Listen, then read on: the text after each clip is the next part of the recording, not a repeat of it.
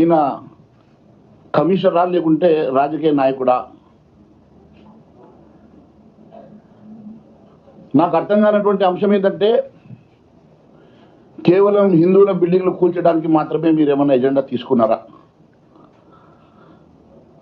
Hydraa commissioner Ranganath గారి పరిస్థితి చూస్తూ ఉంటే పని తక్కువ, పబ్లిసిటీ ఎక్కువ.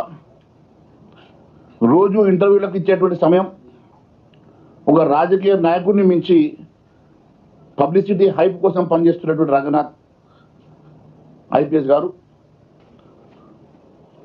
జనరల్గా పొలిటీషియన్స్ పబ్లిసిటీ కోసం తాపత్రయపడతారు, కానీ పొలిటీషియన్స్ కన్నా ఎక్కువ పబ్లిసిటీ తాపత్రయం పడేటువంటి రంగనాథ్ గారు అసలు మీరు ఏం కోరుతా ఉన్నారు, మీ ఎజెండా ఏందో ప్రజానీకానికి చెప్పాల్సిన అవసరం ఉన్నది.